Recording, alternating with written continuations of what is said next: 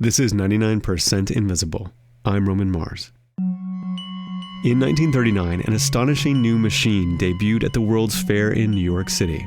It was called the Voder, short for Voice Operating Demonstrator. It looked sort of like a futuristic church organ. That's our own Delaney Hall. An operator, known as a voderette, would sit at a curved wooden console.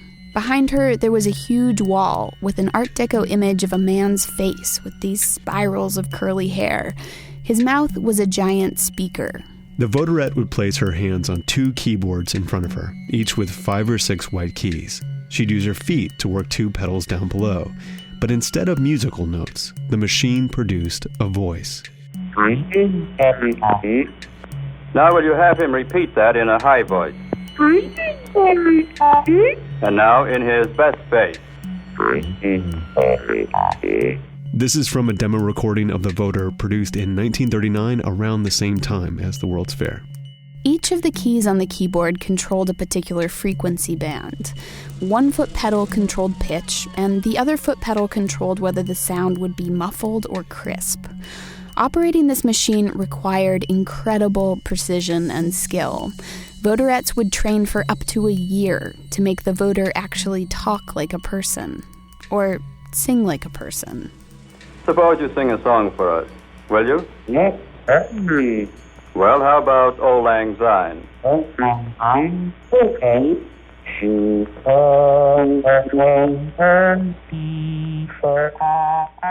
And remember, this is all happening totally live. The voderette is not triggering pre-recorded words. Instead, the keys and pedals of the voder imitate the effects of the human vocal tract, producing the most basic building blocks of speech. The voderette is playing them in an intricate sequence, and she's actually synthesizing speech, real time.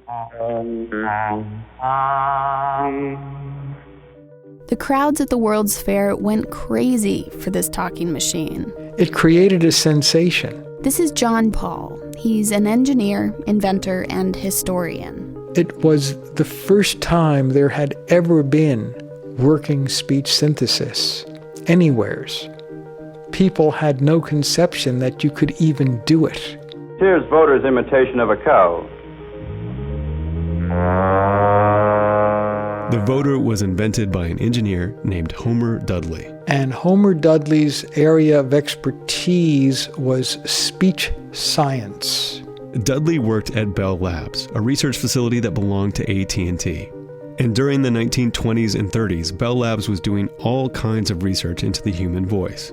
How to synthesize it electronically, how to compress it so it could be sent across enormous distances quickly and cheaply, how to encode and disguise it.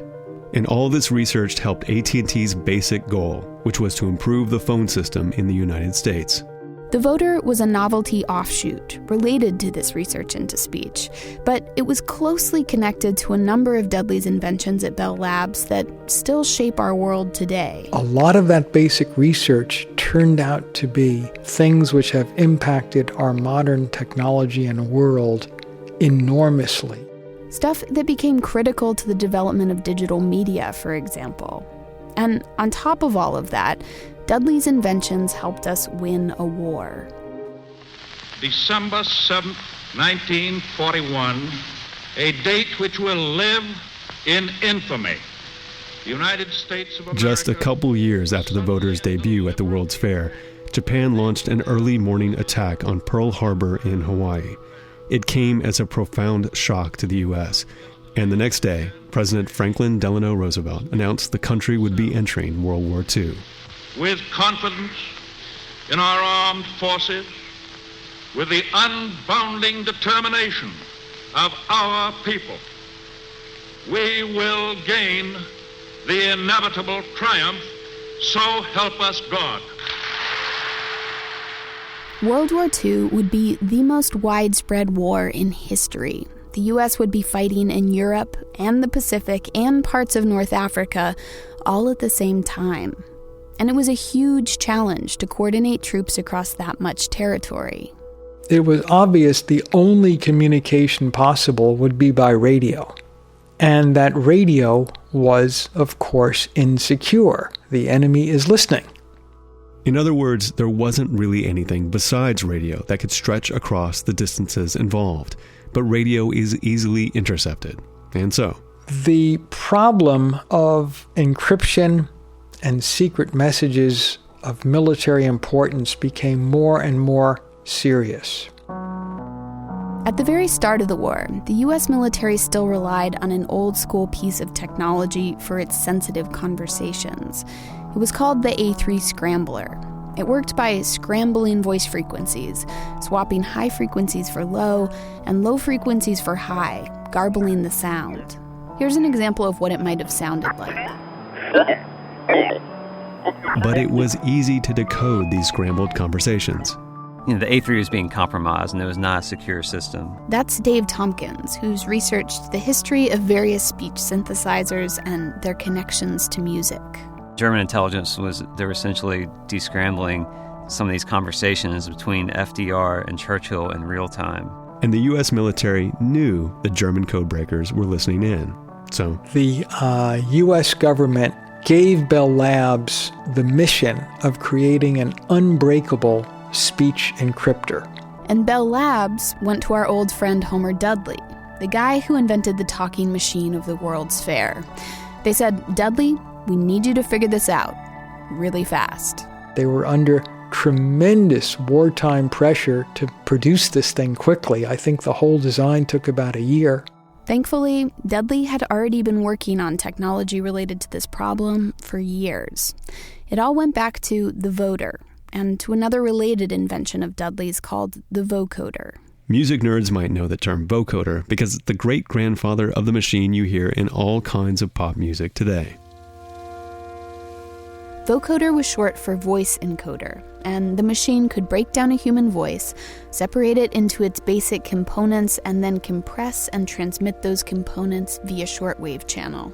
It could transmit the minimal amount of signals required to reconstruct that message at the other end. This process was important, revolutionary actually, because it allowed the human voice to be digitized and compressed and sent across big distances. But the vocoder didn't fully disguise the voice. The transmission could still technically be pulled out of the air and decoded. So Dudley and his team had to add a layer of unbreakable encryption. And that's how the vocoder became just one small part of a much larger and more intricate apparatus. A secure communications system that would allow Allied military leaders in strategic locations around the world to talk in total secrecy. It was called Project X, aka the Green Hornet, aka Sig Sally. Which was short for nothing really. It was meant to be confusing. Each Sig Sally machine was enormous, weighing more than 50 tons. It was a pretty complicated behemoth of a device. It wasn't even a device, it was a room in itself.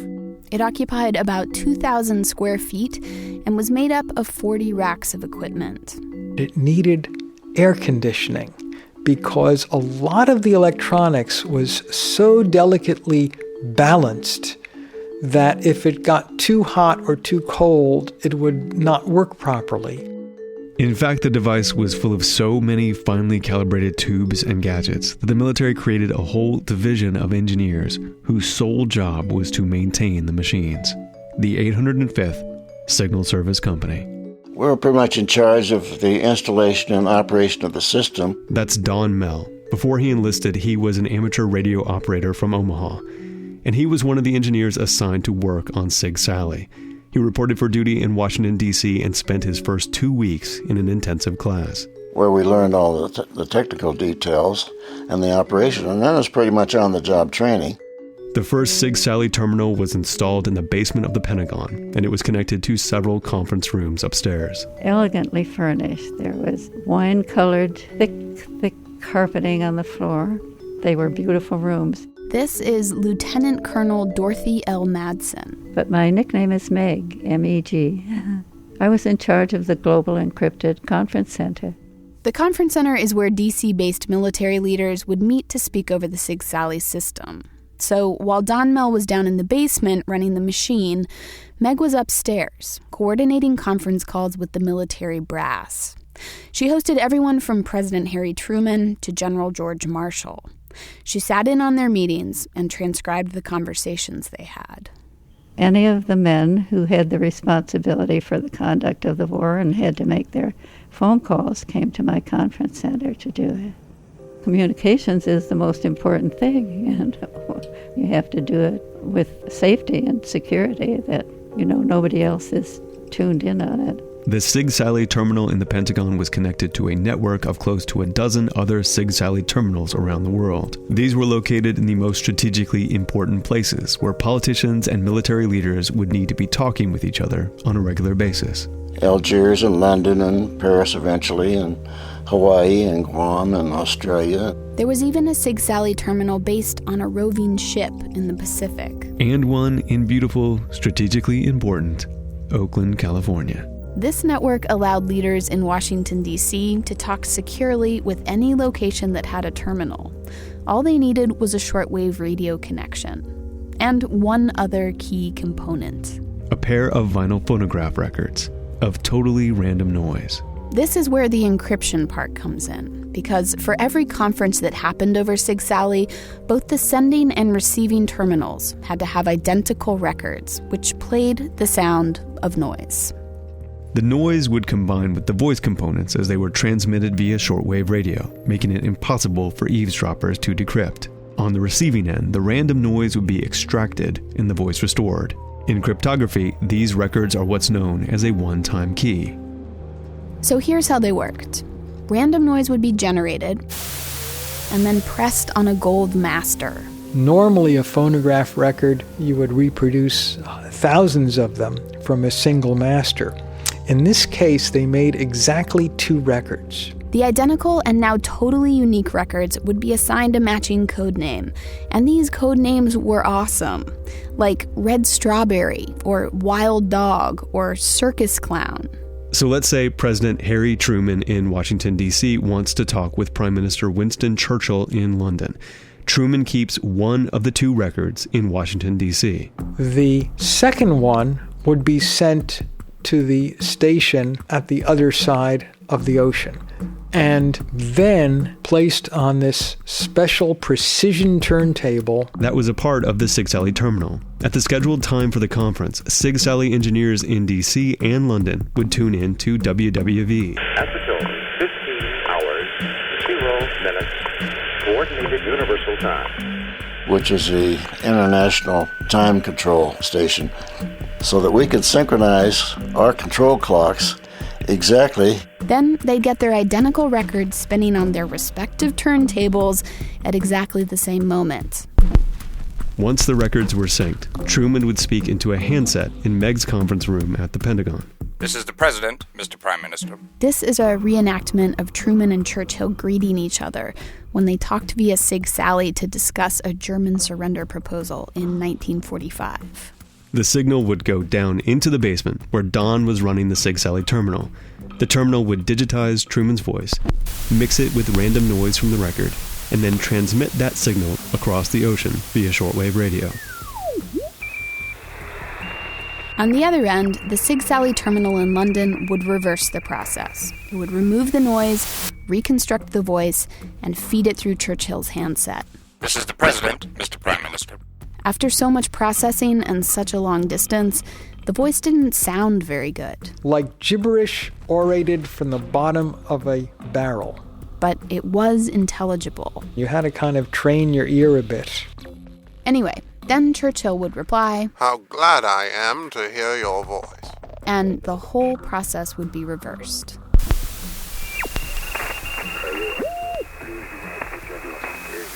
"How glad I am to hear your voice." In this way, Truman and Churchill could have a completely secure, real-time conversation, planning, plotting, and strategizing about the war. When the conversation ended, the 2 records, which, remember, contained the top-secret random noise key, would be destroyed. That's because if anyone was recording this communication as it traveled over the ocean, the random noise record would be the key to decrypting it. It would allow them to subtract the noise in the same way the Sig-Sally engineers did at each end of the transmission. So the records were the most classified and sensitive component of Sig-Sally. By the end of World War II, there had been a total of about 3,000 top-secret strategic conferences. In other words, at least 6,000 vinyl records that were pressed, delivered, used, and then destroyed at the end of the call. Compared to today, it would be rudimentary-type technology, but for that time, it was way in advance. Nobody had even thought of voice communications in terms of being digitized. And because of Sig Sally, the U.S. was able to communicate with the Allies in real time and by voice. So if people were listening in to that signal, if Germans were listening in, what would they hear? Nothing but random noise. Just total white noise. Wow. I mean, it might have been so unintelligible that they didn't even realize they were listening to anything at all. They never knew of the existence of the system, and they never had any inkling that it was an encrypted speech. In fact, that's why Sig Sally was nicknamed the Green Hornet, after the popular 1940s radio show. The Green Hornet. Because an intercepted Sig Sally transmission sounded like nothing more than a hornet's buzz. Sig Sally was involved in pretty much every major military operation after 1942. It was even critical in the planning of the Manhattan Project and the dropping of the atomic bombs over Japan. Don Mell was the engineer decrypting and listening in on those Sig Sally conversations, even though he didn't know at the time the meaning of the code words they were using. And I would see these sheets coming over, and the title was Manhattan Project. Well, I, of course, didn't know what the Manhattan Project was. Don didn't reflect much on the grave implications of those meetings he overheard. He was an engineer, doing his best to keep the equipment running. You didn't pay that much attention to everything that was said. You're more concerned with the transmission. But he knows it would have been hard for the Allies to win the war without Sig Sally. It's hard to say what we would do if we didn't have it. Even if that victory sometimes came at a brutal price. At the end of the war, the Sig Sally terminals were dumped in the ocean. Almost every encryption device was intentionally destroyed when the war was over for security purposes, to the extent of destroying the plans. But not before the military developed successors that were smaller and simpler and easier to set up. These new devices still worked on the same principles of encryption as Sig Sally, and they were used for secure communications during the Cold War, the Korean War, and to negotiate the Cuban Missile Crisis. A lot of the information related to Sig Sally wasn't declassified until the mid-1970s, when AT&T sued the U.S. military under the Freedom of Information Act. Once it was public, technology that originated with Sig Sally went on to entirely new realms. The vocoder, for instance, went on to have a whole new life in music. In the 1970s, electronic musicians like Kraftwerk began using a smaller version of the machine to create weird, robotic vocal effects. From Germany, the vocoder spread to the Bronx and Brooklyn, where hip-hop and electro-funk groups started playing around with it. Now you hear it all over the place. Oh, Superman.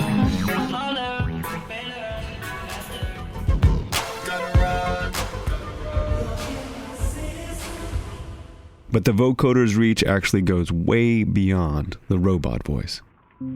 You're also using vocoder every time you use your mobile phone. But of course, in a much, much reduced size. The giant clunky machine of the past now occupies the space of a tiny chip, which compresses speech and allows hundreds of conversations to pass through a single cell phone tower. And a lot of the technology used to transmit media on the internet can be traced back to Dudley too. That includes MP3 music, that includes video compression. So give thanks to Homer Dudley every time you watch something on the internet. All those millions of viral videos would take up too much space if they couldn't be compressed. Charlie bit me. Oh my God, it's full on. Double rainbow all the way across the sky. Everything in our modern digital world of media can be traced back to Dudley's vocoder and to Sig Sally. In the end, the vocoder kind of came full circle. It started its public life as a silly novelty gag, making animal noises for crowds at the 1939 World's Fair. And here's a pig. Then, like Don Mel and Meg Matson, the vocoder enlisted. It did its service. It helped the Allies win the biggest war the world had ever known. And now, it's back to civilian life, making silly noises once again.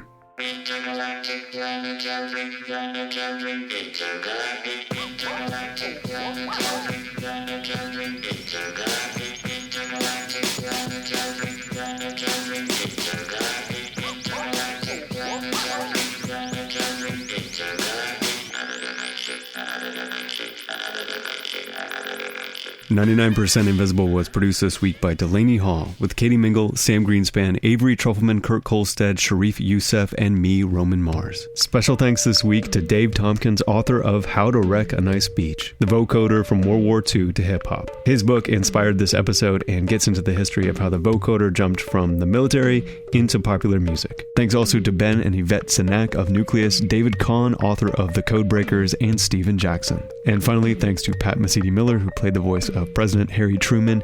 Winston Churchill was played by our new staffer, man of 1,000 voices, Sharif Youssef. We are a project of 91.7 KALW San Francisco and produced out of the offices of ArcSign, the East Bay's premier architecture and interiors firm in beautiful downtown Oakland, California.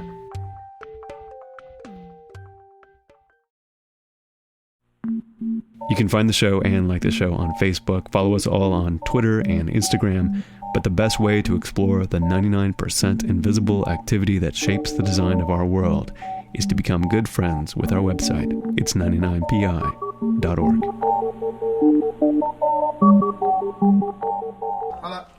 What's the matter? That sounds great, T-Pain. Let's get a little less vocoder on. You want less vocoder? Yeah, sound way too much like a robot. Okay, I'll ask. Hey, vocoder, T-Pain wants a little less effect on this. I think it sounds great. Radiotopia. From P